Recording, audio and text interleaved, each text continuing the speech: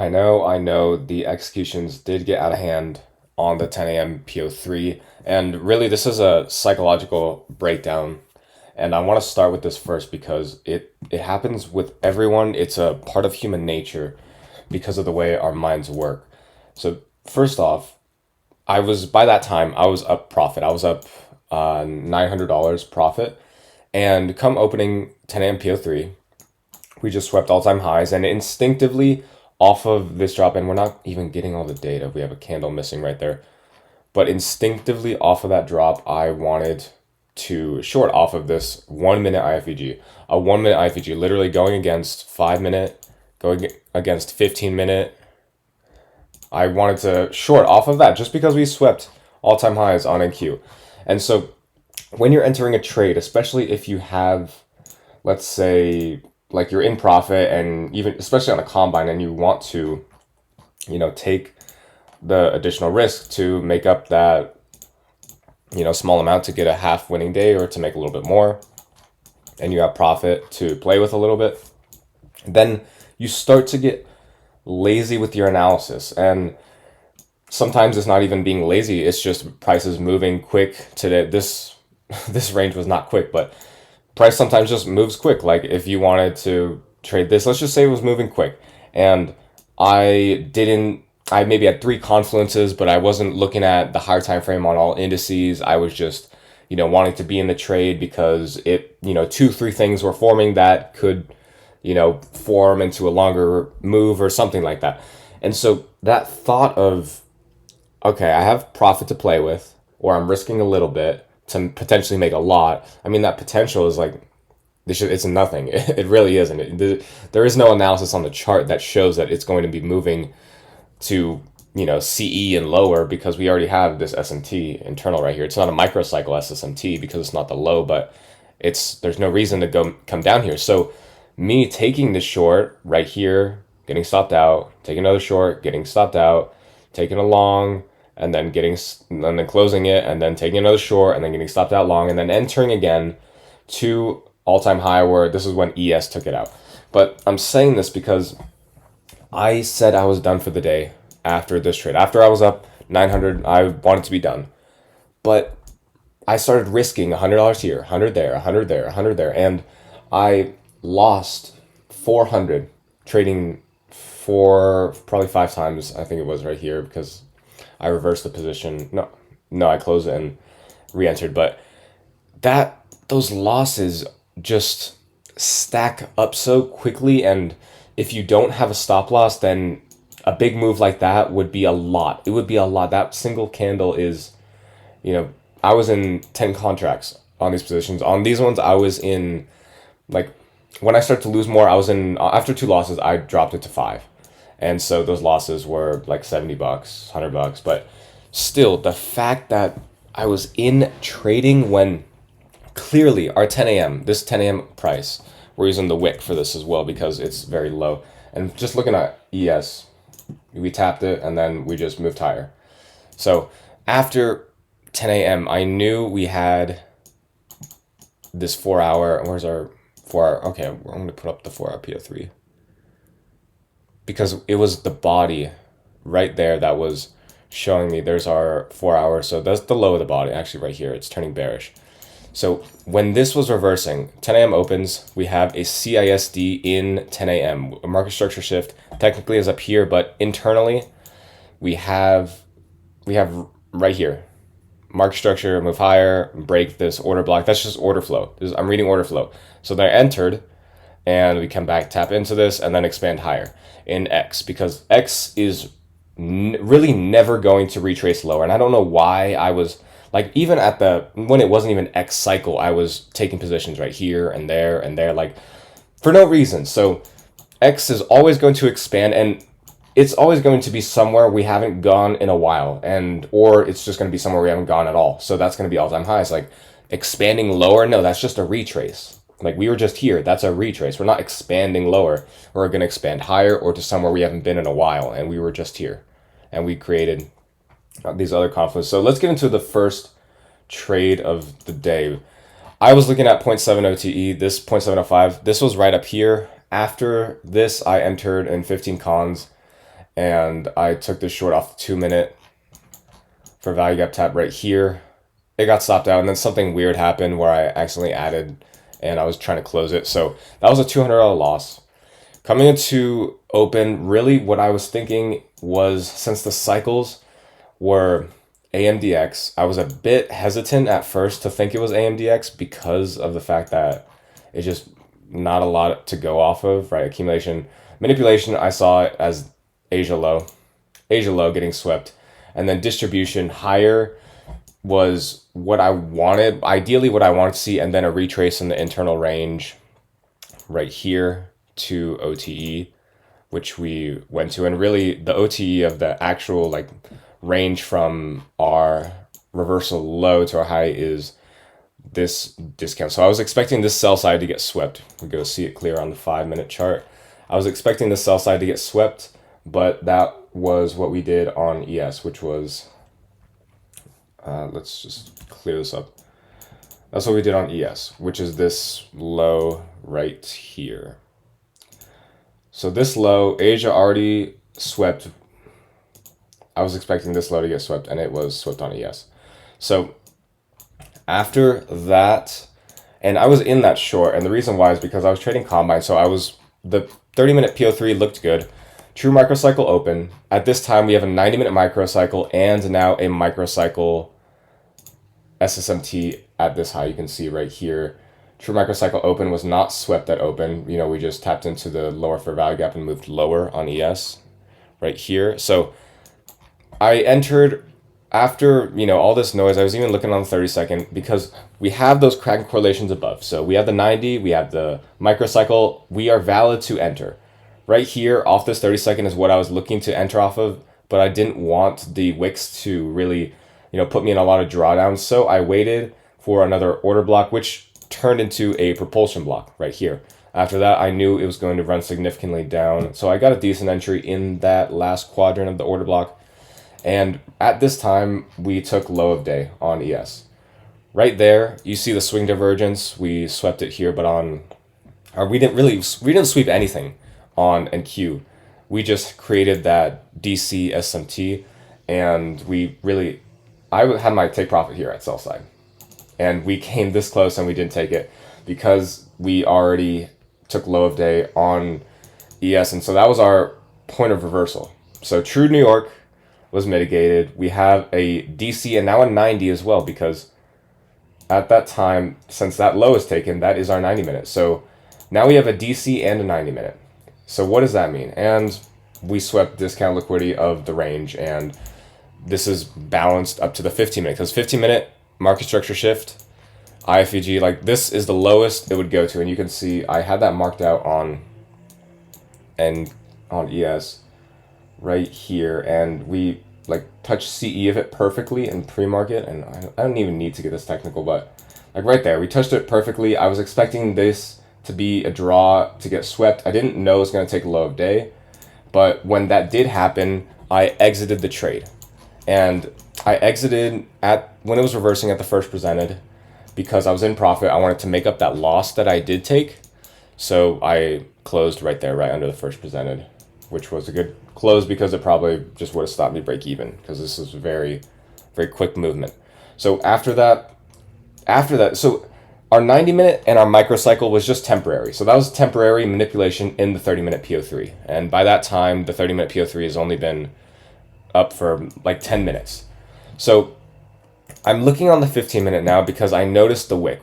I noticed the wick getting closed, and right here is really where I wanted to have my stop for the bodies on entering long, because I wanted to have my stop, you know, in these body wick range, because it was moving so dramatically, and because ES had given us every reason to continue higher. We tapped right back into the initial reversal on the 1 minute, like right here.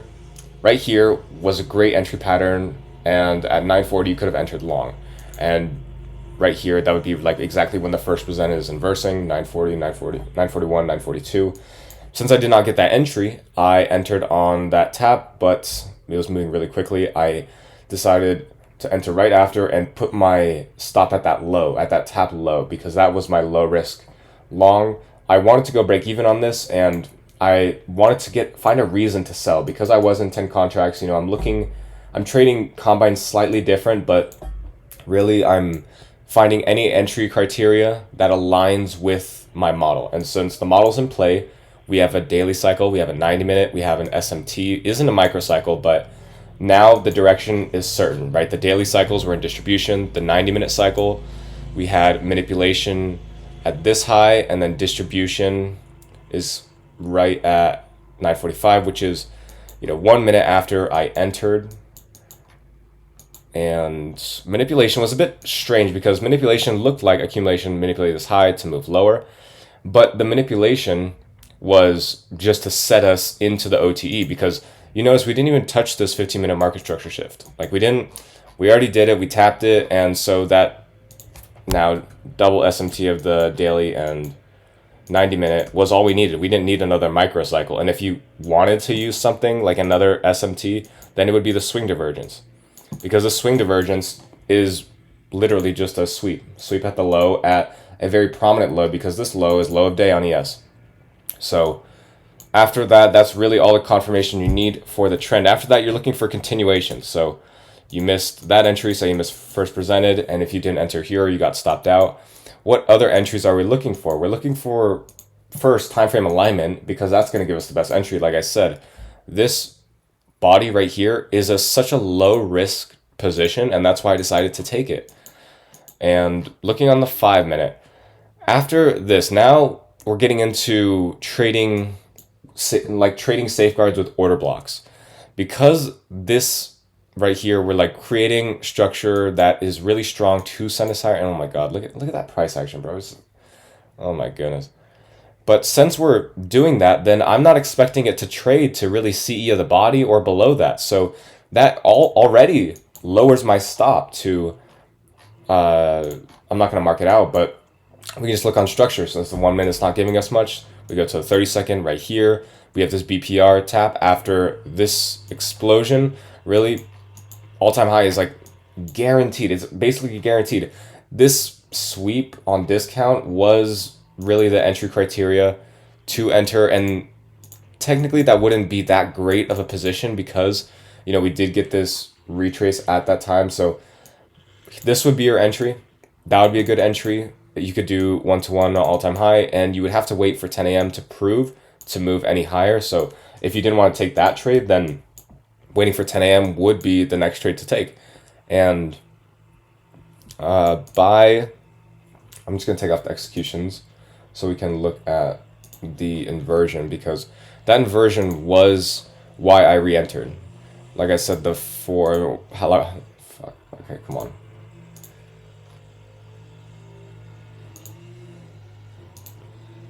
So like I said, the 4-hour PO3 body is right there. It was right there. So that is the CE of 10 a.m. CE of 10 a.m. After 10 a.m. is starting to move up, this would be a valid entry. So valid. Right here. And that RR is amazing, especially expanding in 10 a.m. Like 1 to 3, you could just set right there. You could just set it and expect expansion for the rest of this time if you wanted to exit based on time. Or since we're coming into another 90-minute, you could hold it longer because you're expecting this to be either X or A. So either X or A. X is going to help your hold. A is going to, not help you too much. But you can figure out where to exit based on the candle at open, especially the first fair value gap after the 90-minute cycle open. See, right there is where we're reversing during X. That is our displacement candle, but it's also the first fair value gap on the 1 minute, especially. I don't care about the second chart when we're doing this. It has to be the 1 minute. So that would still put you at, like, exiting at that low would put you at like a 1 to 3.5, 1 to 4 if you exit while that is reversing. So entering or exiting is still based on time. You don't want to hold this to break even because you're in profit. Like, there's no reason to not take profit out. So that's something I also use for exiting based on time, because especially when you're trading all-time highs, you want to take profit out of the market. You just, especially now at all-time highs, we hit 30K on the NASDAQ. That is very big. That's a lot. and we were at like what 21, like 21,000 this year. So we've done so much movement this year, and I think we're actually getting in time for reversal because I'm not gonna pull up the monthly quarters, but you should look at it for yourself. It's about time that we start to make structure to reverse. Not yet to reverse. I think that's gonna happen in probably a month and a half, something like that. But I think that it's coming soon. So the most important thing, however, is what we talked about, the Kraken correlations. We did have two valid Kraken correlations, and sure, it was valid. We could have held this lower, but the the thing we needed, shit, okay. But this 30-minute PO3 is specifically with the 90-minute and the microcycle. Yes, that's enough to hold a trade, but like I said, if we want to hold a trade longer, we need more than just two. So this was valid for the manipulation, right? It was even in manipulation time. So don't expect this to be that big move because we have distribution, triple distribution at this time at 9:45. And so that is why I took longs. I could have held longer, but I didn't because I was going break even because I was wanting to de-risk and take profit out and trade the combines, well. That didn't it didn't end up happening for 10 a.m. because we took four trades, but we were right on the direction. And 10 a.m. I do want to say is a continuation. When we have this high time frame, I mentioned this before so many times. It's 10 a.m. is going to be a continuation of 30-minute PO3. So if you're in this reversal, just hold for 10 a.m. Just hold. And like I said, if you want to exit based on time and not trade the whole 4 hour because it takes 4 damn hours to trade it, then just exit at that IFEG reversal. Like I said, you want to take profit on the market, then that's probably like your point of reversal, to be honest. Because then you're going to have to wait until another distribution. If you want to do that, then be my guest. But you're going to probably retrace like 50% of your profit in that time as well. So that's all I'm saying. This 15-minute entry, I actually used to not want to take these entries. And the reason is because I would expect price to retrace like way, way lower, like right here. So I expect like I'd have to have my stop like somewhere here or at the first presented. But you don't have to do that. You can just put it at the body of the 15-minute. That's why high time frame candles, especially when we have our 30-minute PO3 and our 4-hour PO3, when we look at the bodies, that is a safe stop. We're looking at high time frame candles for safe stops. So that automatically lowers your stop because we're narrowing the 1-minute chart to where it's defined on the 15 right there. See, look at that stop difference, 52 points to 20 points. And that's like a completely safe stop. The model is still in play at that point. We have a 15-minute, the lower 15-minute is still getting supported. If you want to have it at that low, it's still like a 30-point stop. So use your 15-minute for, I don't think the 30-minute gave us too much for the entry. I mean, the PO3 kind of did. On the 90-minute, it wasn't. Actually, our 10:30, what am I? I'm actually tripping. Our 10:30, 90-minute, okay, our 10:30 and 90-minute is selling off, but 15-minute is so great for lowering your entry because that is aligned with the daily. So you notice how after 10 a.m. we held one more 15-minute candle, two more 15-minute candles. Like if you want to just trade based on 15-minute candles, you want to enter here and then you're watching each 15-minute for that move and you're looking at the 4-hour and like I said, that IFEG after X or the FEG in the first cycle, or sorry, the first FEG in the first 90-minute cycle of each cycle as well. You can do this for each cycle, but using it when you have a new cycle, determining X or A, because X will usually hold this. X would probably hold this because it would expand higher, but accumulation would not hold that, and that's kind of what we got here. X could retrace, but it's more likely if we're in trend of the day, the 4-hour is continuing the 30-minute, then this X is going to continue higher. So that would be your time-based exit. And really, today was honestly pretty clear. I liked today a lot, but I should have stuck to trading this right here alone, just trading the long, because I should have waited for distribution. It would have been such probably a much easier day, and I probably would have gotten in even lower because I was in a trade when we were at point of reversal. So that also, just had me slower to analyze because I was, trading against the trend because I was trading manipulation, but I was in profit. So I was more focused on exiting than analyzing for the next trade. So I didn't reverse it. I closed it and waited for another entry. So that is all for today. I'm going to see what ES is doing because look at the range we're having on ES compared to NQ. It's very different. We swept the low of day and high of day on ES. We not yet all-time highs, but we did on NQ. So that already gives us another weekly cycle because we had a bullish one before. Now we have a bearish weekly cycle. So I'm just gonna leave it at that. We'll wait for tomorrow to see if we get some good data for trade because today we had a lot of great data. We didn't have that microcycle, which is like the easiest way to spot our low risk entry or point of reversal, but there's still confluences, and the more really, the better you can see price, and the better entries you can get, even with different different variables being like different confluences, like IFEG or swing divergence or TPD or PSP, like all these things. The more just the more you can trade it. So I will see you guys in the next video.